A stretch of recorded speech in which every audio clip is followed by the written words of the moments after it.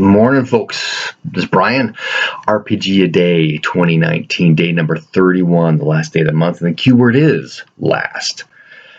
So the last RPG that I played was actually last night, and it was Numenera. The first time I've played Numenera. I've been kind of introduced to Numenera before because I knew about this whole your character is a sentence. You're an adjective of a noun that does a verb. Which is an interesting mechanic, but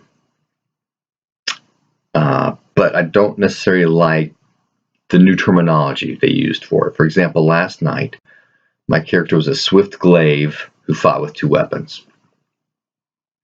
Swift, fought with two weapons, no problem, understand complete. What in the world is a glaive? Well, a glaive is a fighter.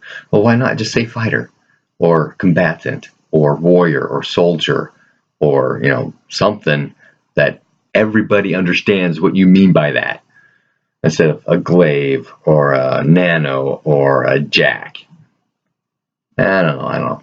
But some interesting things I found out last night because my GM has been writing stuff for Monty Cook, and Monty Cook developed, produced, whatever, Numenera. That's his game. Found out that Monty Cook had been one of the D&D 5e development teams, but he didn't like what Hasbro was doing, and so he quit, went and did his own, Monty Cook's games, did his own thing. That got me thinking that, and there's another RPGA Day guy, Grimjack, who mentioned this in one of his later videos, and there was like a Facebook post or something that I commented about this whole role-playing games, Dungeons and Dragons, being popular or popularized, right? And how there are entities out there like Hasbro that don't really care about the community itself so long as they can produce something that makes them money, and that in the process of that, we as a community may lose something. But that something is, I couldn't tell you. And the guys who are still playing 2E say it doesn't happen. They're still playing 2E, right? They're playing the game that they got originally that nobody's messed with. Well, obviously they have, but they're still playing 2E. So there's a fear that's in the back of my head about, as something becomes popular, the community loses control of it because the powers with money take control of it and make money out of it. And so I'm afraid, maybe is the word, of what may become from this popularization of role-playing games. But anyway, back to last. So Numenera is the first time I played it, and at the table last night we had a player who was first time playing an RPG at all. Played lots of board games, and so the GM was actually trying to say, hey, treat it like a board game, only instead of just moving pieces around, you pretend you're that piece. And he had a couple of things that were really good examples of how, he had a side story about somebody talking about how D&D is a great storytelling game. And he goes, well, you can do a storytelling game out of Monopoly. Out of Monopoly. There we go. And he talked about how the dice are a certain mechanic thing that gave a result for storytelling kind of things. And I guess all perspective, right? Well, anyway, we're playing Numenera. Back to Numenera, game last night. The last game I played. Now, I talk about the whole naming convention on what your character is. That ties into skills and abilities and stuff that your player has. The mechanic is a D20 roll.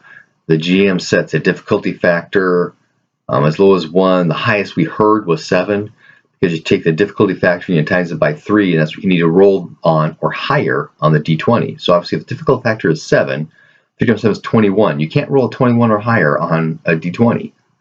So it's impossible, right? But if you are trained in something, you decrease the difficulty factor by 1. So instead of 7, you're down to 6. And 6 times 3 is 18. So you need 18, 19, or 20 to be successful. And if you're an expert, trained, have expertise, it lowers by 2 levels. And then there's some other things that allow you to lower by up to 3 levels. So things can get easier to do, or just automatic. You drop down to 0, you don't even have to roll. Interesting mechanic. Don't know if I necessarily like it or not, but it was interesting. Anyway, back to Numenera. So that's the mechanic on skill tests and successes and things, right? Combat is each weapon does a flat number, and that's how much you do. Armor subtracts a certain amount. Your hit points are based off of your 3 stats, which immediately made me think of the fantasy trip. But instead of being, an average of 10 and as low as like 8 or even 6, but going as high as, who knows. In the new fantasy trip, you don't go quite as high in your stats because you can sell your experience point or spend your experience points for other things rather than just your stats. So there's not this huge stat increase deal go on. But anyway, in Numenera, you've got might, you've got speed, and you've got intellect. And as you take damage, it first comes off of your might until your might goes to 0, and it starts coming off your speed until it goes to 0, and it starts coming intellect. When it goes 0, you're dead. And then there's these combat factors that when your might goes to 0, you're at a certain level, so these other factors happen. And when you start taking off of, when your speed goes down to 0, these other things start affecting as well, and decreasing your ability to do things, that kind of stuff.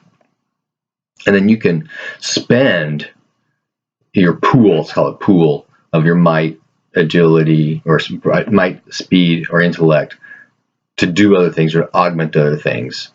And then you get experience points during the game that you can either save up to increase your level. No, they don't use level that way, but increase your abilities to do things, or you can spend them to do a reroll. One of the guys last night rolled a 1, and so he spent experience point to re-roll that 1. The storyline itself was kind of cool. There's this one of the players knows about this interesting object, and so we're all with him doing this thing. And on the character sheets, people are all tied together. Excuse me. My character was a caravan guard, but was coerced by the sister of one of the other players to help break him out of prison, but he wouldn't leave without this other guy, that kind of stuff, right?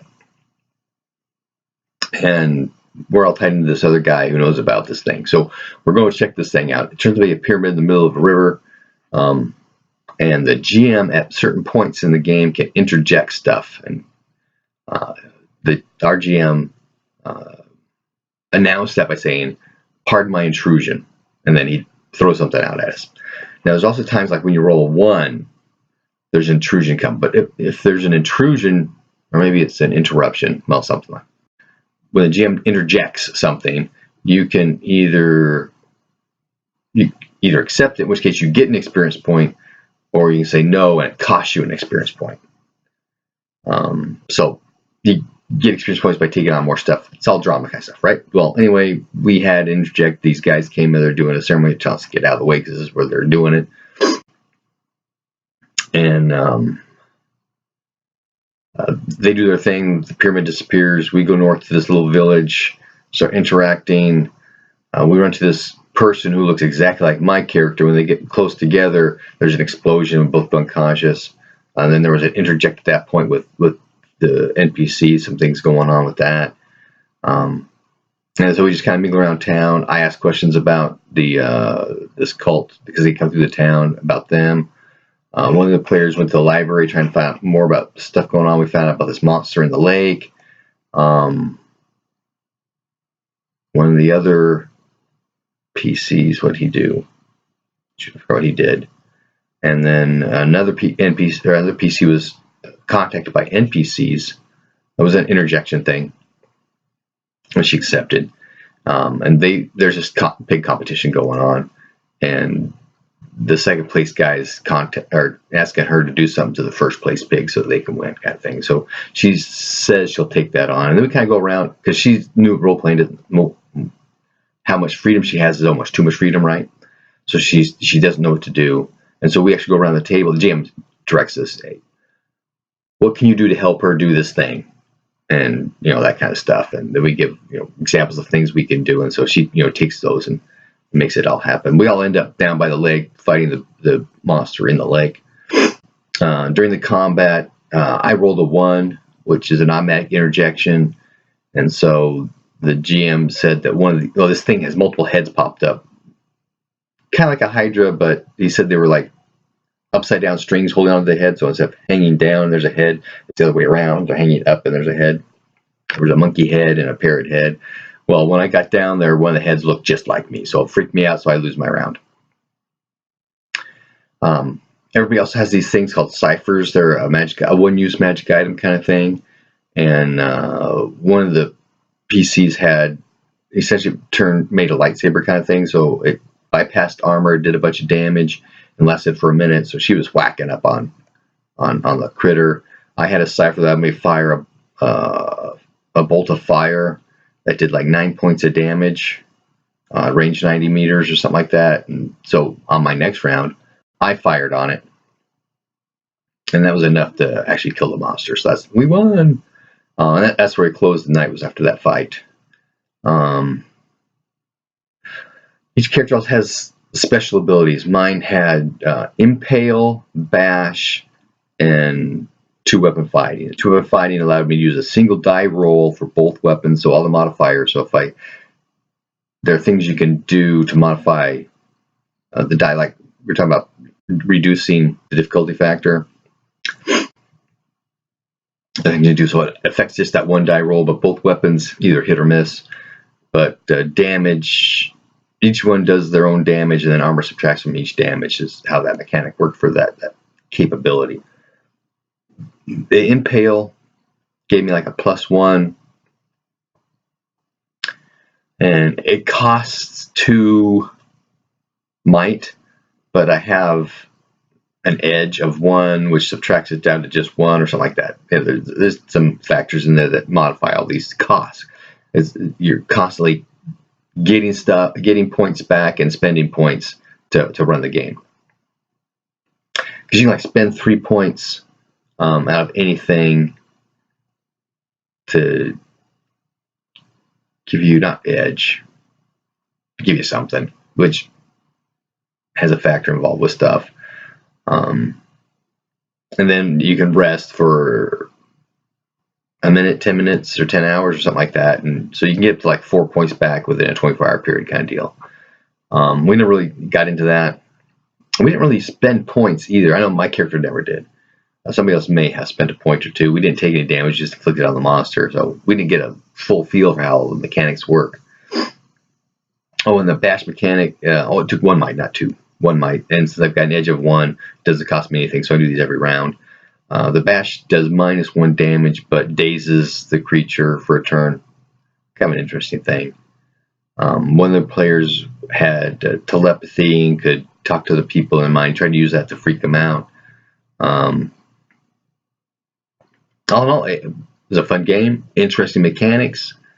In the future sometime, I may steal this pool idea for the fantasy trip.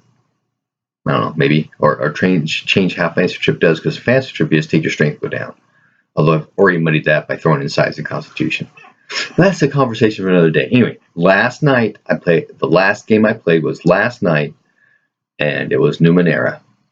What was the last game you played? Happy gaming.